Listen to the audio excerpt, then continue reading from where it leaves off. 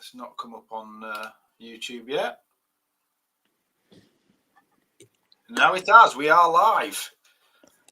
So, again, we're back for our biannual.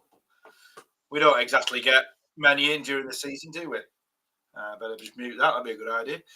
We don't get many in during the season, but Up the Dale podcast is back, and we are going to do our 2024 season review. As you can see, I am joined by regular Up the Dale cohort Elliot Tailforth, captain of the promotion-winning Third 11, which we will come to in later. Good evening, El. Good evening, folks. Good evening, Neil. And as I put in the social media posts, I think we can call it a successful season, El. Again, it's we've had a little bit of a pattern. First 11 getting promoted, second 11 getting promoted, and this season, Third 11 getting promoted. So, on the face of it, we can certainly call it a successful season, can't we? I think if any of your teams get promoted, it's success. But I think we've got to reflect on the first and twos as well, having been promoted to higher levels in the last season and season before to maintain their position as they did. That is a success in itself as well. Absolutely. So we have got a vague agenda. I mean, it's something to work off. We're going to have a look back at the pre-season. When I say pre-season, I mean more start of the season and some changes that happened. We're going to then have a look, obviously, at all three Saturday teams plus Sunday team and T20. Little look at juniors and some club activities, and then finish off with some 2025 season plans, stroke ideas that are already floating around. So we'll start back in winter net time, Elliot, and even before that, AGM. We went into the season with two new first and second team captains. Danny Turner stepping up from the seconds to captain the first, and Alex McCann taking the seconds. You retained, obviously, the third team. And I think generally there was, I can't remember actually speaking to any of Danny or Alex about what their hopes were for the season, but I think within the club there was optimism in terms of just plans generally for the three teams. As you said before, there has been a step up for the first and second team. Obviously, first team did okay at that level the season before, but we thought that the first team. Well, let's start with the first team. We thought that the first team may potentially be a little bit more tougher division for them to go into. So, in terms of pre-season targets, I think Danny may tell me differently. I think they thought they were in with a good chance if they could compete against the tougher sides like Penwitham Seconds coming down, Ray Green coming down. I think that Danny felt that they would be up there with a chance if they could compete with those guys. I think that's right. And I think looking back, and this is with no facts and figures in front of me, Neil, and a shocking memory, I think they competed in most games. There were games that perhaps they lost that they should have won. There may have been games where they won that they might have been lucky to win. But I think they competed that. You'll have to remind me actually. Where did they finish in the league? We'll come to that when we do the reviews. But the mid-table basically. Yeah, and comfortably so. Yes, absolutely. So again, second team. I think Alex felt similar. I think he felt that they could compete in Div 3 after that promotion.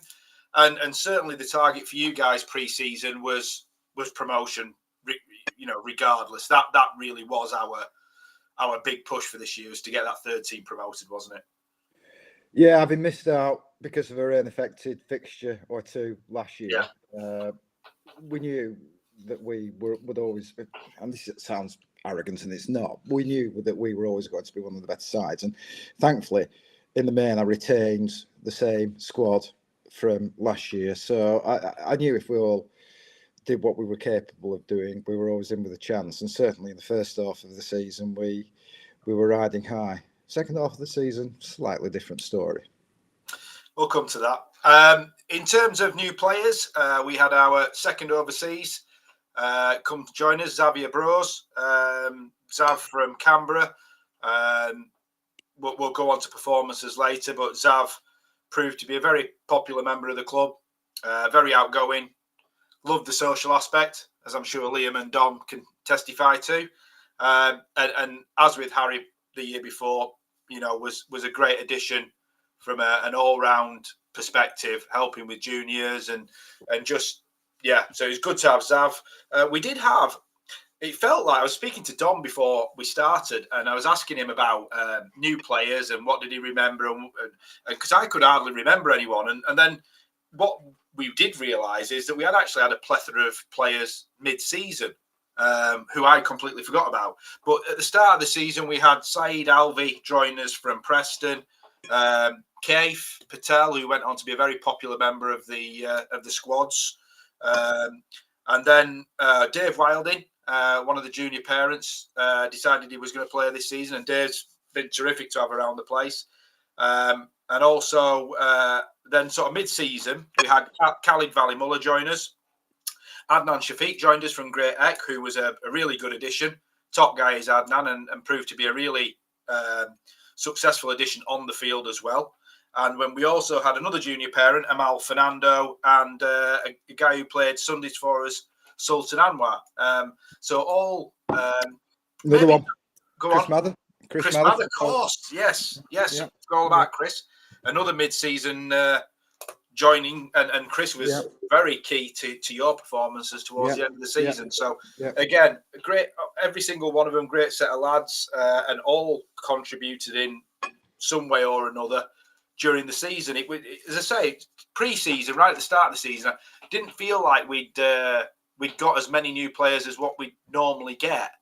But when you factor in those guys that came sort of mid-season, I suppose it bolstered really well. So, yeah, a good smattering of new players, and hopefully, looking at those guys, all of them will be with us again this season. I know Chris is threatening to retire, and Janet, I believe, is doing all she can to stop him from doing so.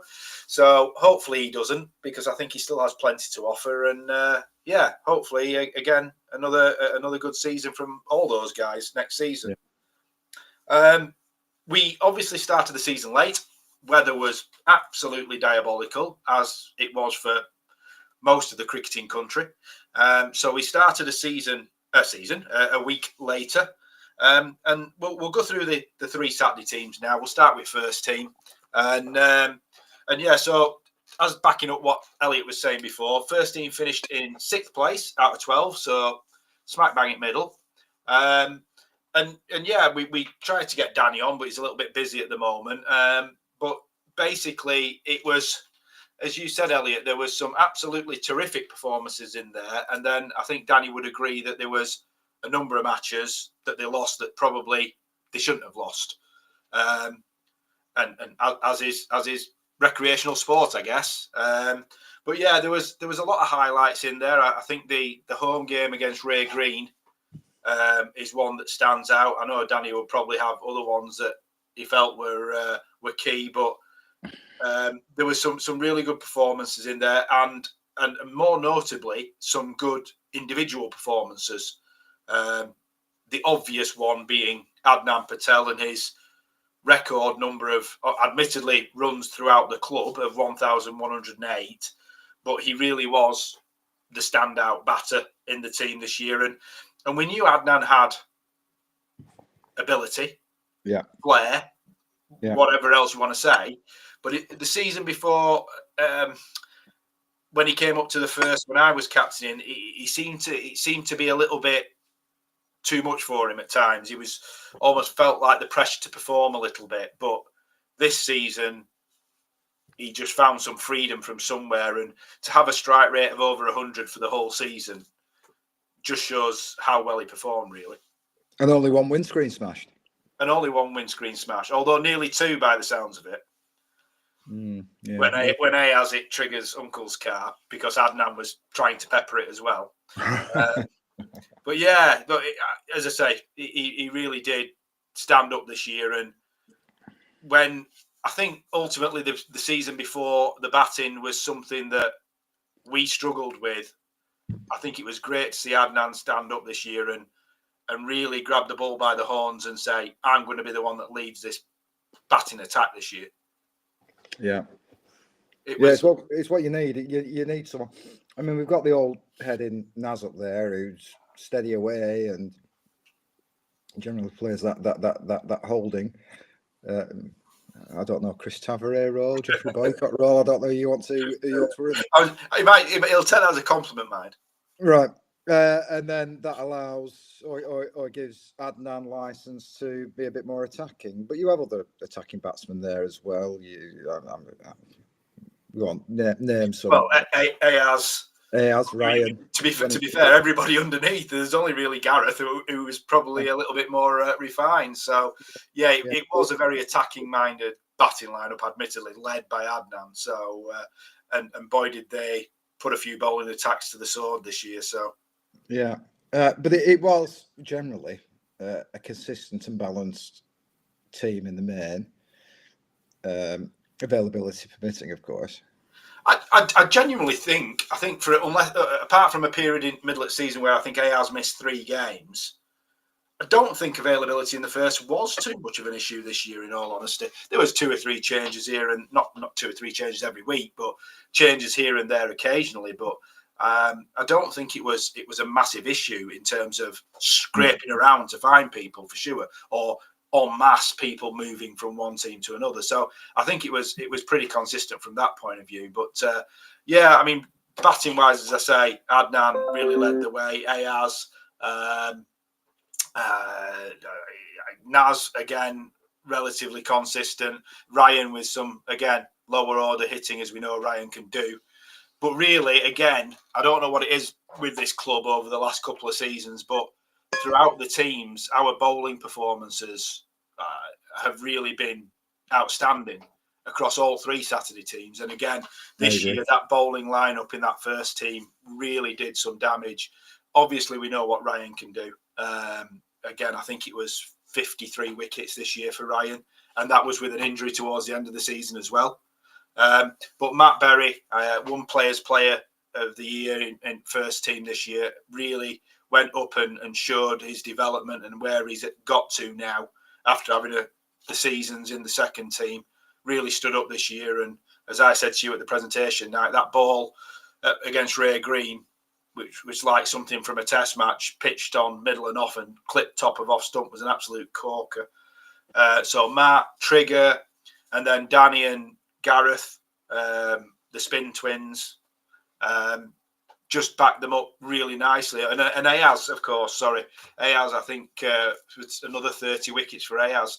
So it really was a strong bowling lineup as well. And I know we talk about Adnan and the season he had, but the bowling, we've had this discussion numerous times, when you've got a bowling lineup like that, it's a pleasure as a captain to just sit back and go, okay, there's the ball, get on with it, isn't it? Well, it means you're always confident that whatever your score you put on, if you're batting first, of course, whatever score you put on, you have every chance of defending as low as it may be sometimes. If you've got a bowling lineup like that, you've got 5 or 6 bowlers that you know will take wickets. It makes life look so much easier. Yeah, and again, consistency of performance was generally superb across the season. I don't think there was many games where people put on a massive total against them. So that was testament to how well that bowling lineup performed. So it was a really consistent season.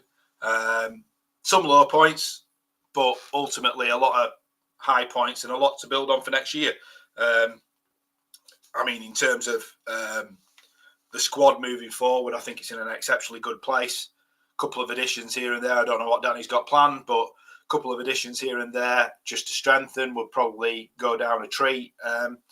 But yeah, I just think they've got a really good chance next year. I haven't had a look at who's come up or anything like that. I was going to ask if you know who's come up. Well, who's shall come I down, who's gone up. see if I don't think they've got the 2025 divisions up yet? Let's have a look. Yes, they have. Okay. Oh, no, they haven't got them up yet. Let me see who came. Well, coming up out of Div 3 was Maudsley and... Oh, no one came down, did they, from Div 1? Nobody come down. Maudsley and Exton have gone up, who were... Obviously, I played against them in Div 3, and they were strong. But it'll be interesting to see, because I think both sides have moved down into Northern League 2, the new division. So it'll be interesting to see how they play it and whether there's player movement between second and first team and how that affects those guys. Don't know. We'll have to wait and see. So those are the two guys who have gone up. But yes, I don't think anybody came down because there'll have been movement going up. Obviously, Horton and Penwitham second team were the two teams who went up. Admittedly, still leaves Ray Green in there, who were strong but a little bit inconsistent at times, I think. But I think Danny would look at the rest of that division and say, "Okay, that's fine. I think we've got a good chance next year." But Moseley and Exton, two nice grounds. Admittedly, yeah, that's nice to go to. I mean, I'm not saying Horton. Well, let's just say better than Horton. Penwitham, obviously a nice ground, but yeah, at least you're getting two nice grounds coming in. So yeah, as I say, from that point of view, I think Danny will be positive moving forward, pal. So, anything else to say on the first? I don't think so. Can I just apologize? I am trying to eat my tea at the same time. That's fine. I do apologize. I'm not going to pull you up on that. No, I homemade chicken tikka masala, mate. Very good. No, I don't think so. You've mentioned the award winners, haven't you? So yeah, Adnan Patel won Player of the Year, and Batting Award, and the Alan Rigby Award. Ayaz won the Bowling Award. Ryan won the Impact Award for his 3 sixfers. I think he got 3 sixfers this year. Yeah. And champagne moment was Ayaz hitting Trigger's uncle's car after he'd moved was it? Right. Because Adnan was trying to pepper it. He'd moved it, and then Ayaz promptly hit it anyway. So, so that was champagne moment. And Matt Berry, player's player. And Matt Berry was player's player. So yeah, good performances all round. Deserving award winners. And yeah, a season that promised a little bit, and unfortunately just fell a little bit short. But I'm sure, as I said, if it's Danny that is captain next year, and it's looking like that at the moment, I'm sure he'll be very positive about what he can bring next season. So moving on to the second team, and it was as Alex had put in his message at the presentation night, it was certainly a season of two halves. First half of the season, despite a loss against Maudsley first game, which they went up, so that was no, great, not surprise, but first game of the season, sometimes you can go in a little bit cold, and I think that's what happened for the seconds. But the first half of the season generally went well. Wickets from Imran, Don was bowling well, Trigger when he was in there. He said, trying to think of others. Izzy Randeri when he was up there. So the bowling was performing really well. Anis was performing his usual self with the bat.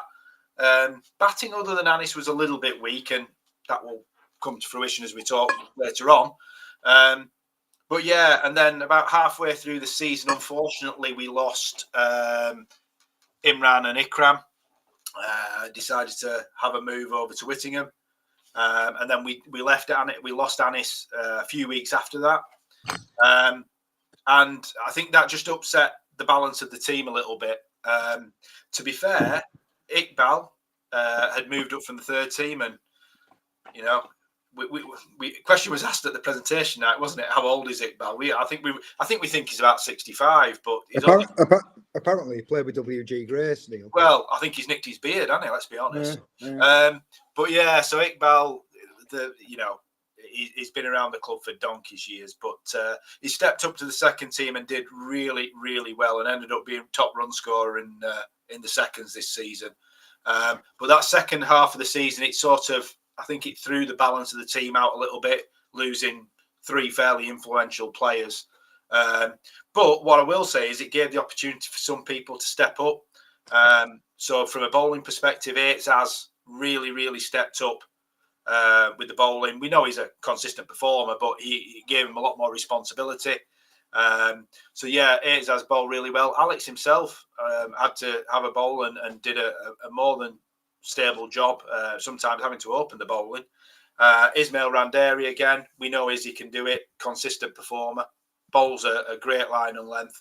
So yeah, it gave an opportunity for others. Obviously Zav dropped down out of the first team and really enjoyed his time in the seconds, and he got more of an opportunity to bowl his leg spin, and obviously champagne moment for the seconds was Zav's hat trick at Grimsby, 6 for 43 I think it was, and a hat trick that you could almost feel was coming.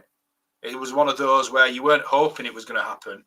You sort of he had that much control that day that you sort of felt that when it got to the third wicket, it was almost inevitable that he was going to get it.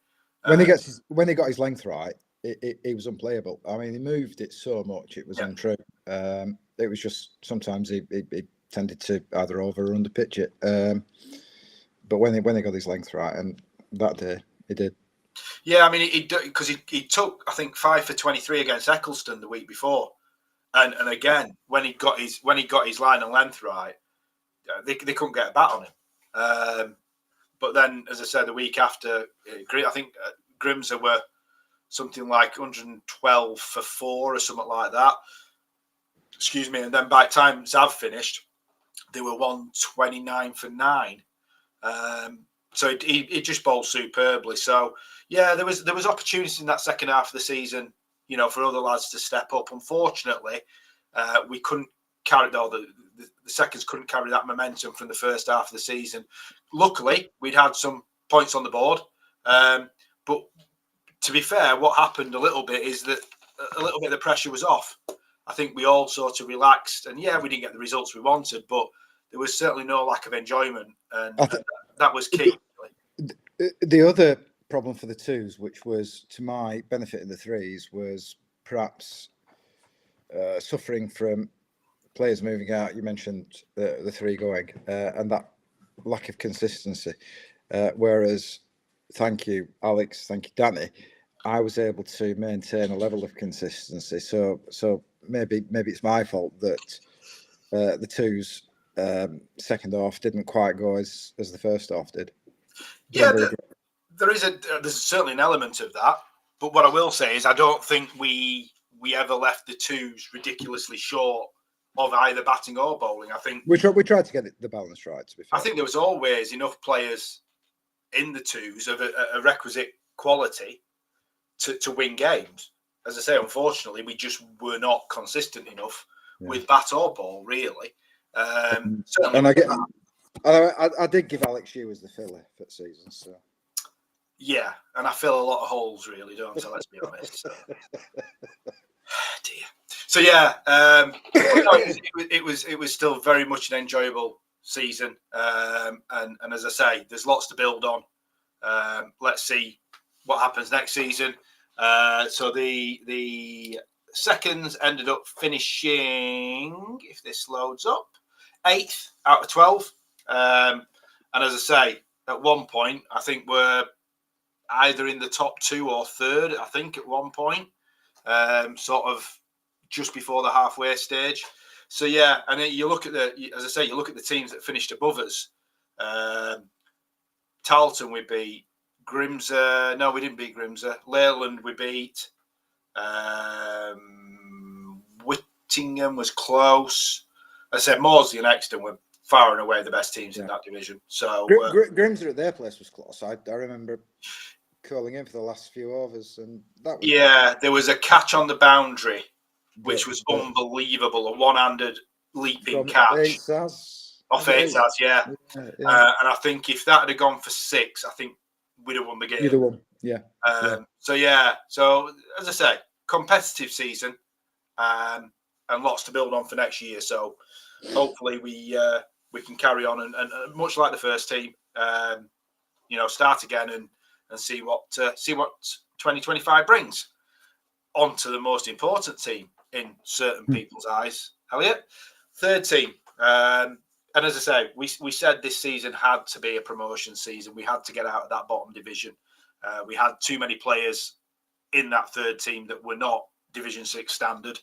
They should have been playing at a higher level. So, go on, sum the season up. Well, with the twos, it was a season of two halves, really. We started even later because the first week was cancelled for everybody, or put back. Our first game was meant to be at Charnock St James, and that was cancelled. We'll say no more about that. Then we were meant to be at Hesketh Bank, and that was cancelled, but that was a proper bog. That was a bog, yeah. I can't even remember who our first game. Gregson Lane at home. Was it Greggy Lane? Yes. And we won. And then did we go to Kirkham after that? We won. Yes. And won convincingly. And that really was the first half of the season. I should explain that Div 6 this season was a bit odd because there were too many teams in it, which meant that the league decided it was going to be a two-tier, or what's the way of putting it? It was a definitive season of two halves. It was a season of two halves. So you played each other once in the first half, and then the top half of the table played each other again. Yeah. The bottom half played each other again. Yeah. Points carrying over, thank God. Yeah. From the first half into the second half. And in the first half of the season, we only lost once. And I think, off memory, all but one game, and not ironically the game we lost, we bowled the opposition out. Yeah. The game we lost was at Gorstang. We were short that day. Somehow I managed to pick up 5 or 6 wickets. I can't remember. God knows how. But we were never going to be able to. We just couldn't muster the runs. But apart from that, the first half of the season was fantastic. Second half, slightly different story.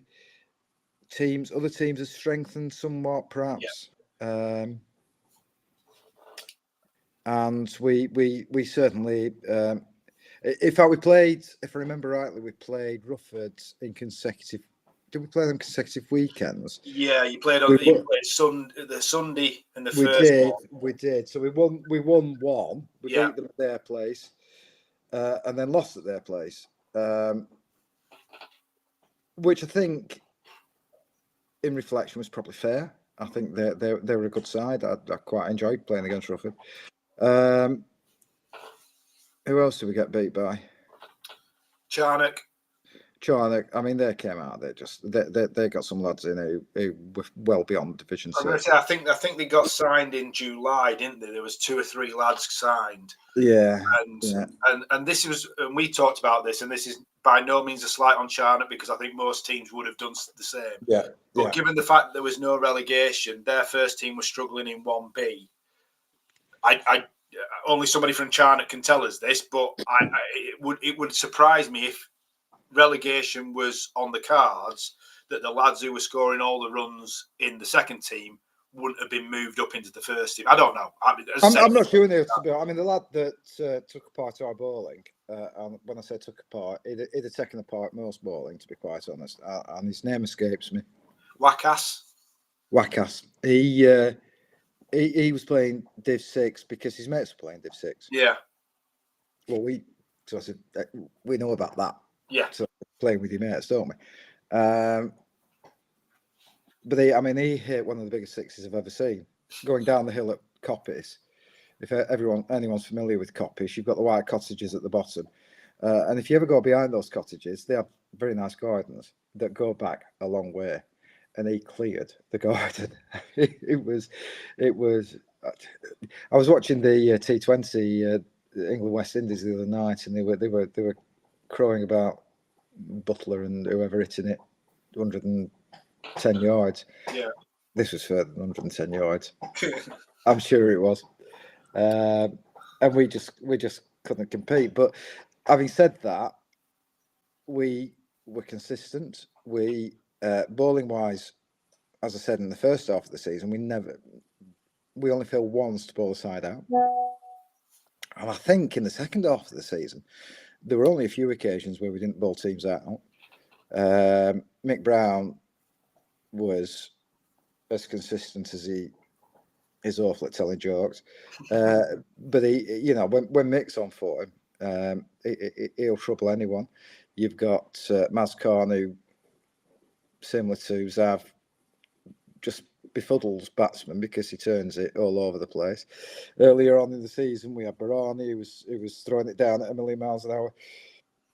Unlucky not to take more wickets than they did. Ishii, always consistent, bowling his line and length before he moved up to the twos. We had Adnan Shafiq who came in. It was actually Adnan who got it for the big six. It was, But other than that, bowled very well. Khalid came in and got a fifer for you. Khalid came in, good old fashioned spinner, very consistent. Yeah. Always bowled the right lines, the right length. I mean, you look at him, you won't think anything. You'd think, oh, he's here to take, and he's not. He's a wily. Oh, he is. Bowler. He is. And you need to be on your game to master him. Who else? Let's have a look for you. Let's have a look at your figures. You. Oh, me. Yeah. I think I'm chipped in with 20 odd wickets. I think you got 26. I think Maz got 27, Brownie 39. Yeah. Let's have a look. Bowling. Brownie 39, Maz 27, you 26, Khalid 12, which isn't bad for half a season. No. Izzy 11, again. Yeah. Probably spent more of the season in the twos. Yas Khan, unfortunately, couldn't play much this year, but when he did, yes, unfortunately, he's a roser and works Saturdays very often. But he was great. He bowled in that game at Rufford. At Rufford, him and Mick took Rufford apart. They bowled superbly that day. In fact, we only used the two of them, didn't we? I think you did, yeah.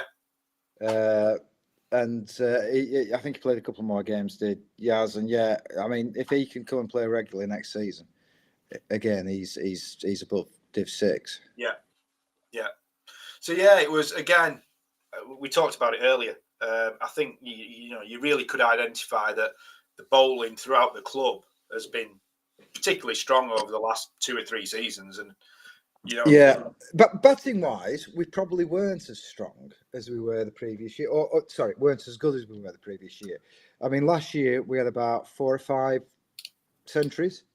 Oh, the season before, yeah, absolutely, yeah. Whereas this year we didn't have one. Yeah. But still, the likes of Ibby, who won the league award, was consistent. Just so. I mean, it's an absolute delight to watch. It can be quite frustrating at times. You think, come on, get on with it. But he knows exactly when to press the accelerator. Imran, his brother, tends to be a little bit more aggressive from the start. Yeah. I have Vinny opening in the earlier part of the season. Vinny was solid enough, but then Chris Mather came in. Chris is perhaps more of a natural opener. They will hold up the ends, as we said about Naz with Adnan. Yeah. So that was an advantage to us. We had several other players coming in. I'm just trying to think who got runs. Well, your top run scorers were Ibby, Imran, Vinny. Yeah. And then it fell away a bit after them 3, to be fair.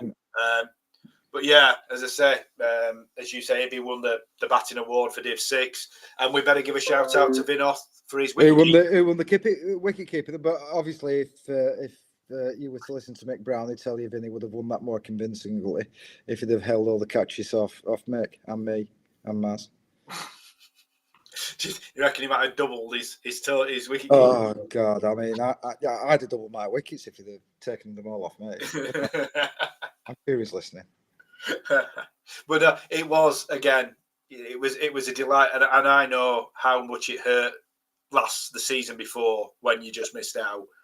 It did. I must admit, we got to, because we finished our season a week before everyone else, and we knew I don't think the odds were particularly in our favour. It was very difficult to work the maths out, wasn't it? So basically, what you had at the last game of the season was Charnock and Garstang playing each other. Yeah. And basically what you needed was one or the other. It didn't matter which one out of them two to hammer the other one. To hammer. Because then it would come down to bonus points. Yeah. You need, I think, well, obviously each one of them could get a different number of bonus points and you could still be promoted. As it turned out, Charnock quite convincing, not massively convincingly, but convincingly enough. Yeah. Beat Garstang. We were, because that was being live streamed by Garstang at Goalgate. Yeah. And we were sat there at Vernon's that last match of the season. I should give a shout out to Liam and Icky. Sorry, going back to the second slightly. Liam and Icky in that last game and Eitzaz really turned up, and that was a really good way to finish the season for the seconds, because that was a cracking win at Vernon's and with some amazing performances. So that was a perfect way to sign off for the seconds.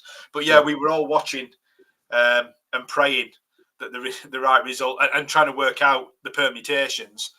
I think by about 3/4 of the way through the afternoon, we'd worked out you were promoted, and it was great to get a few of the lads back to the bowl and celebrate, as I say, as you deserve to, really, pal. Because it's, as I say, you're now going up from Division 6 into Division 6. The weird and wonderful world of the vagaries of the Palace Shield. Yeah, absolutely. Yeah. But no, as I say, you at least, all of you as a team, deserve that promotion. So, as I say, at least it gave a quite interesting triumvirate of first team promotion, second team promotion, third team promotion over the last 3 years. So, whose go is it again next year? Well, I mean, there's no reason why all three teams can't go for it. The ones know what they're up against in Div 3. It'll be now, won't it? Yeah. Same with the twos. And I don't think there's a massive difference between what was Div 5 last year and Div 6. Yeah. So maybe a few more new faces just to cement the squads. Yeah. Would be great, but there's no reason why all three teams can't set the sights on those top places. Absolutely. So it's let's wait and see. As I say, we're a long way off the start of the season, and there's a lot to happen between now and April. But yeah, there's plenty of optimism from this season for all three Saturday teams. We'll move on to Sundays and T20, and we reintroduced the Sunday team this year under Sean Trigger Parkinson's captaincy. And I mean, ultimately we reintroduced it for one reason and one reason only, and that was for guys who weren't getting a game on a Saturday to get a game, and to bring through some of our junior members who had sort of reached that under 13 threshold after years of being brought through from All Stars and Dynamos, and exactly what we'd set the junior section up for. And I don't think we could say that Sunday team achieved its goals any better, really, could we? Not at all. With the exception of the Leyland game, which was our absolute trigger, really, in terms of selection. The Sunday side was exactly how it should be. Yeah. And it was that balance of experienced senior players, those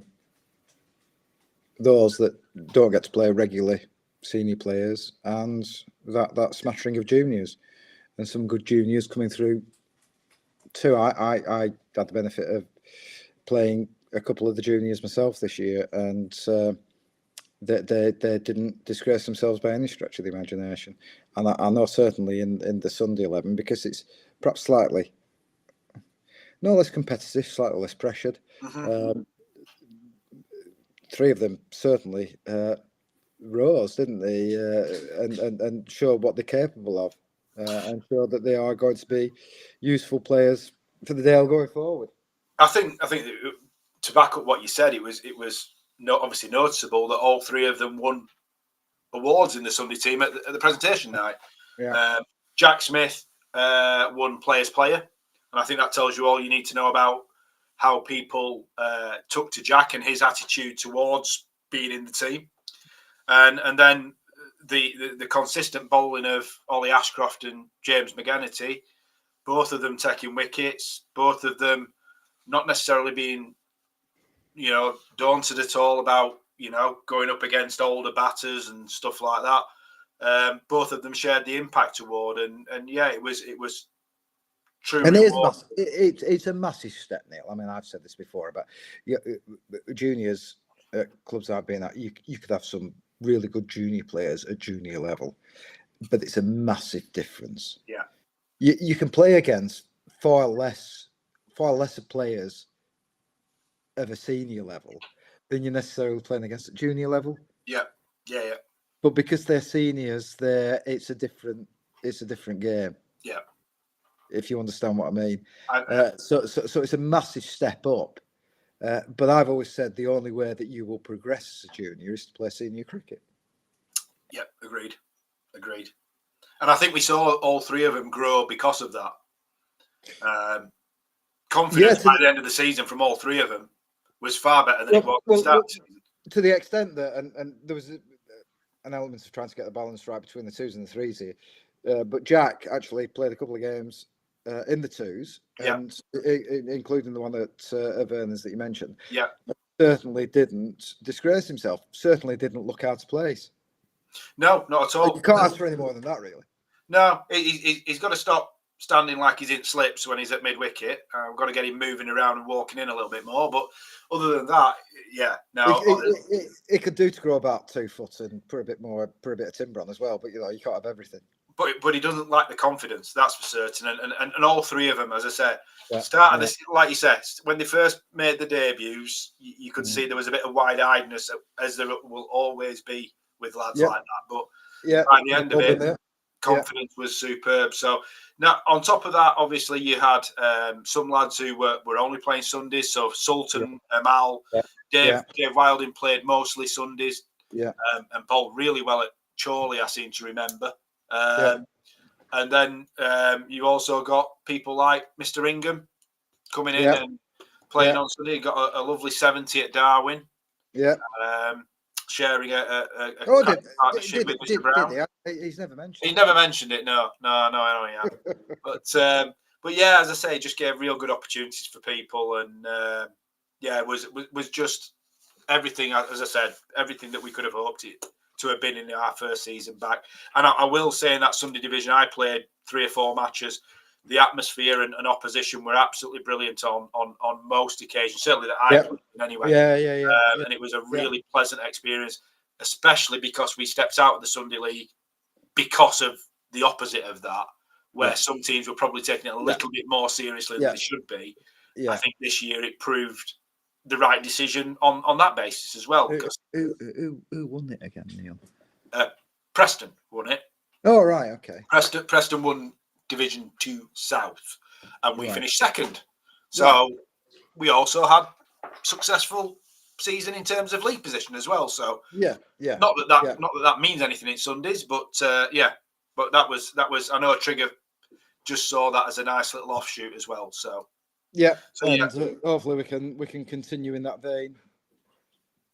Whoever may be captain next season. Correct. And I think that's we've set our stall out there, and I think we need to carry that on. So 100% that should be the right way to do it. T20, tough season, tough group. Let me just go back and check what the group was. T20 Central. So we had BAC Preston, who were in 1A. How they were placed in Division 2 of the T20, I'm not entirely sure, but there you go. Grimsby, who we always play, always T20 suits some of their players, people like Mark Hitchin, who can hit it a country mile. Ingle with Freckleton, who had gone up a division above the first team, should I say. Preston Strikers, who were new, didn't know what to expect from them. And Whittingham, who obviously we know quite well and who had battered us this season before. And it was tough. Dom took the reins of captaincy. which he was very, very keen to do initially at the age of 18. Tough gig, but T20 can be a good introduction to something like that. But it's also difficult in terms of managing field placings, bowling changes, and yeah, it was a baptism of fire for a young captain as well. But it was tough. We won one match, which was against Whittingham, but it was a last over thriller when Ayaz hit a 4, I think, off the first or second ball of the last over to win the game, and it was nearly dark by that point as well. The camera quality on the frog box at that point was absolutely diabolical, so you could tell how dark it was. But yeah, they won that game. They weren't massively disgraced in a lot of games. Just unfortunately fell short due to the ability or teams being more suited to T20 and turning out more consistent teams and more consistent performance, which I guess, could we say that that's probably been the way of things in just about every T20 year that we've had to an extent? I mean, again, Wilson and Liddell were always going to be a good bowling outfit, but sometimes the batting doesn't quite match the bowling. I think that was the. I mean, on our day, we will match anyone if everyone plays to their best, or even 90% of the best, we'll match anyone. Yeah. But all too often, not. It's very rare that everyone peaks on the same day. Yeah, I think the thing that we've talked about the T20, this is no dig at the league or anything like that, is that we are the, other than Whittingham, who obviously got relegated, we have generally been the lowest placed team to enter the T20 competition. I think I'd had a look, and I think there's only one or two other teams that play in it. Norcross maybe. I'm trying to think of others. I'm sure people will put me right on that. But there's not many that are in Division 2. A majority are obviously Prem, 1A, 1B. So we're always going to come up against, from a league position point of view, stronger teams. So it is tricky like that. But as I say, I don't think we ever take it super seriously. And that's not to the detriment of the guys playing. I just think that, it is a bit more of a relaxed cricket. And I think sometimes that shows in performances. So, as I say, again, it looks like we're going to have a new captain next year. Whoever that is, I'm sure, inherits a good selection of players. And the one thing we are getting now is better availability for T20 from a first team level and a higher second team level. So it's not as if we're having to throw third teamers in there. So we are getting a better consistency of quality in that T20 team now. Yeah, I agree. So we'll see how that pans out next year. We'll quickly move on to juniors, and I think we can agree it was another successful year with development from the two teams that we had. We had an under-12s and an under-10s softball, and certainly the numbers in the softball grew dramatically during the season, with some players moving up from All-Stars and Dynamos into the under-10s softball. Under-12s had some absolutely cracking performances, if I remember rightly. I think it was James Smith, I think Jack's brother. I might be wrong on that one. Sorry if I am. Got a fifer at Fleetwood. I think Jack got 4 wickets in one game. Ollie had scored runs and took wickets. So yeah, the under-12s, whilst I don't think they performed as well as what they'd want to in terms of actual results, I'm just going to have a quick look now and see where they finished up. So yeah, unfortunately finished bottom of the table. But some individual performances in there and growth. And as we saw, some of those guys, Ollie and Jack, coming up into senior cricket, still achieving exactly what we wanted. So as I say, it's all about performance and development in that under-12s. In the under-10s softball South, at one point we were in with a chance of winning the league in the under-10s. We finished third. So that really was a terrifically successful season. Some really good bowling. I umpired a couple of games, and there was some real standout bowlers in that team. So there's hopefully some to move up into the higher age groups and step up. So there's some good potential there. So again, really good season for the under-10s, and then towards the end of the season, from Dynamos being an all-girls session, we took some girls teams to I think under-9 festival events with a view to starting a girls team for next season.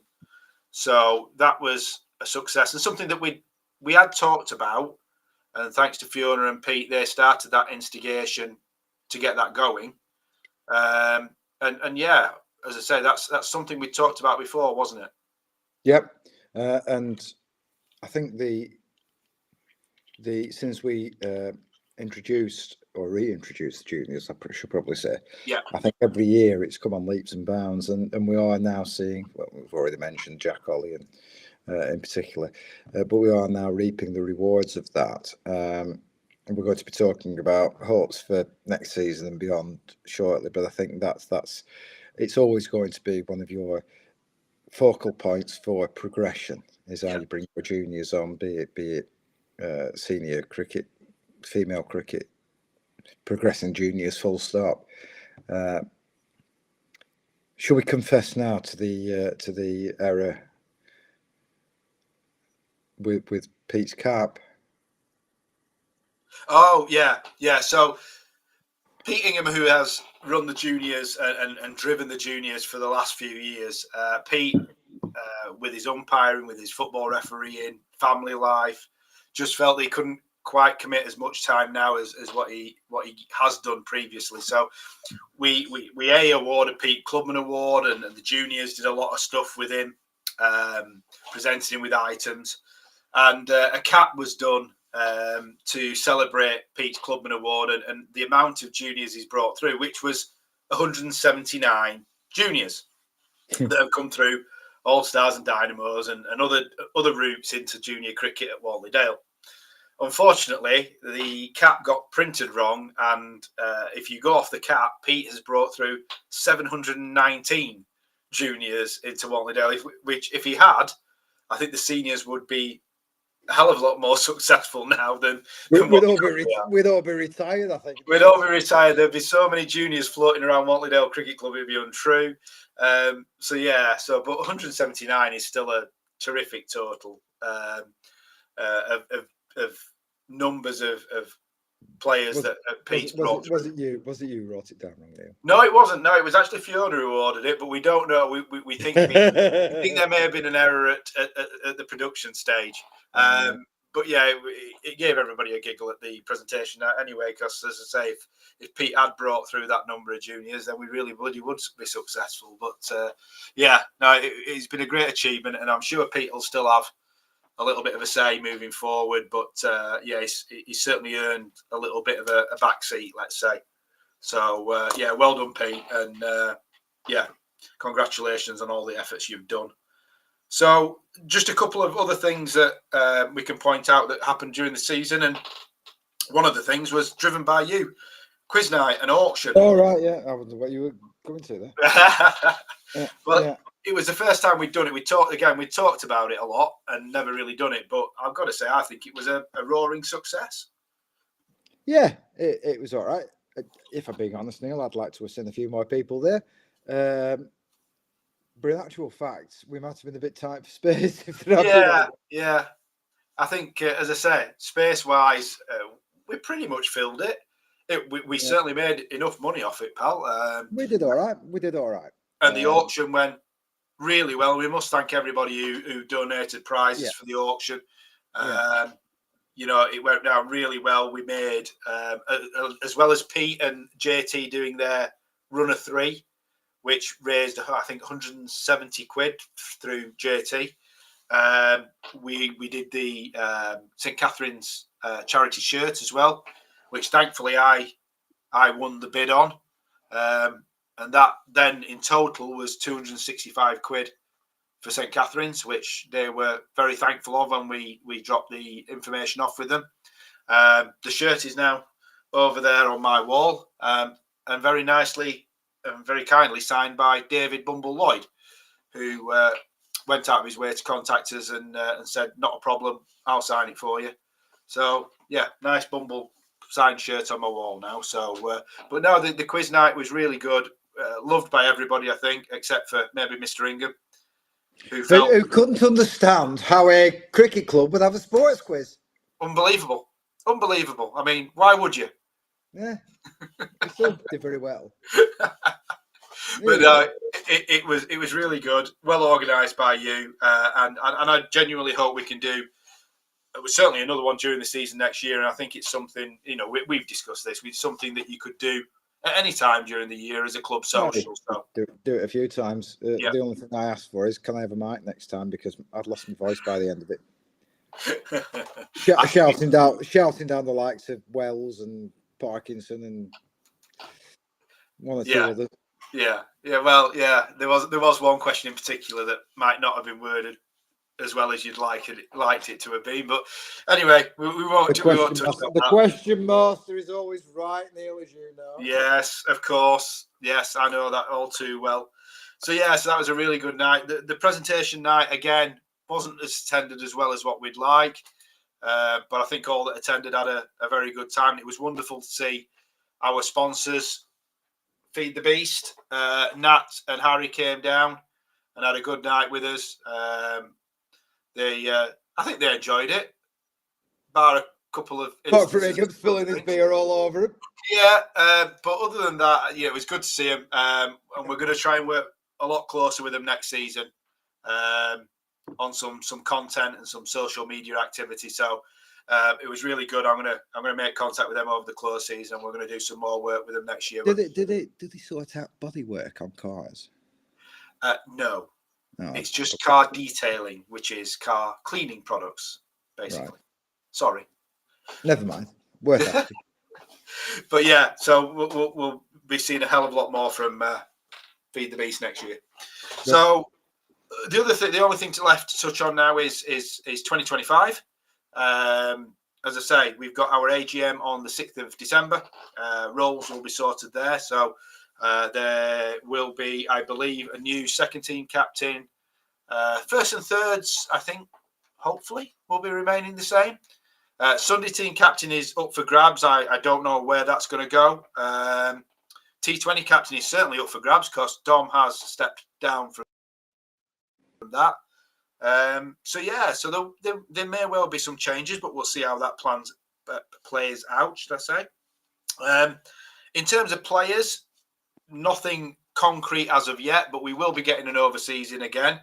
We were watching closely to see what the outcome was, and I don't know what the outcome was because I wasn't there at the meeting, in terms of whether File's idea of having two overseas has been put forward for vote at the AGM. Because we were keeping a close eye on that, because that might have been something we could have worked with. But we have got an overseas provisionally in mind at this moment in time. The only thing potentially holding him back is visa application, which obviously they can only do 3 months in advance. So we're waiting for that point. But he's a guy from India who is known to some of our members and was put in touch with us by one of our umpires. So we're waiting to see whether that goes through. And if he does, he's a wicketkeeper batsman who looks pretty decent. So, and he's a qualified coach as well, which is always handy. So we'll wait and see what comes of that. But we'll either way, we'll have another overseas. So that'll certainly be going through. The other thing that, as a club, a lot of you might have seen us talking about is plans for a new ground. Unfortunately, we haven't been able to move that forward yet, but it's not through the lack of trying, Elliot, is it? We are exploring every avenue to find I tell you something. what, Neil, I'm spending a fortune on lottery tickets to try and win it by the ground. And failing dismally. Unfortunately, we need to find a plot of land first, which is the major holdback. But yeah, we really would like to get a new ground to supplement the rec, because at this moment in time, obviously the thirds are playing at Coppice, although Coppice are bringing a second team in, so there's work to be done to find out a solution how that's going to work, and I know the league are working hard on that. Sunday team are playing up at Priory if they can't flick games to away games. I know that the under-10 softball and girls team, I believe, are using Whatleydale Primary this year, because we've got the under-11s and under-13s that are going to be using the rec, I think. So, yeah, we are a bit overloaded, or I say overloaded, we are a bit stretched in terms of facilities. So yeah, I don't know if anybody watching this stream will be any different to anybody we've spoken to already, but yeah, we are still massively looking to look at a new ground and to look at options that will allow us to be more self-sustaining, really. Yeah, Ellen, absolutely it. Absolutely. So yeah, as I say, that'll go on into 2025. We won't stop until we find a solution that will mean that Whatleydale Cricket Club can grow and develop and continue offering the people of Whatleydale the outlet into cricket, particularly for the juniors, that we feel that we can deliver. We feel we can deliver more. Unfortunately, at this moment in time, we're just not in a position to do so, but we won't stop until we find a solution for that. So yeah. So next season, we need somebody to get promoted to carry on this run of one team a year getting promoted. Who will that be next year? We will wait and find out. But anything else from you, Al? I don't think so, Neil. I think we've covered everything there. Just reflecting on another good season for the club. 3 on the bounce, 3 promotions. Can't ask for more than that. No. Winter Nets start the 9th of January at Lucky's. Oh yeah, sorry, I'm speaking to the deaf and dumb on netting, aren't I? So, but everybody else, 9th of January, Thursday nights, 7 till 8 at Lucky's. Get down. Thursdays. Right, we've switched to Thursdays from Tuesdays. So yeah. So get them bouncers out, get them beamers out, get them double bouncers out, and yeah, we'll develop. You know, you do realise that Thursday's my quiz night. Ribchester Arms, Ribchester, 8:30 start. Don't you, Neil? Does that mean I'm going to be doing alternate weeks? All good, all good. Well, thanks, Al, for joining me as usual. We will be back certainly for a pre-season preview. Whether we do anything in between or not, I don't know. An effort to do it at least every month or two. I think that was the aspirations last season, but it just failed miserably again. But if we can sort that out for next season, I think it's good. Keep everyone. I mean, we need it. I can't remember 6 months. I have a chance of remembering a month or two. Right. Fair enough. Well, yeah, it depends whether anything happens within a month, though. That's the problem. Yeah. So, we'll see. We'll see how the rule changes play out, and then maybe we'll get another podcast in after the AGM and the rule changes have happened, and give an update then. But thanks everybody for watching. Appreciate this, and if you haven't watched it live, obviously you can watch it back on our YouTube channel. But thanks again for watching Up the Dale podcast with me and Elliot.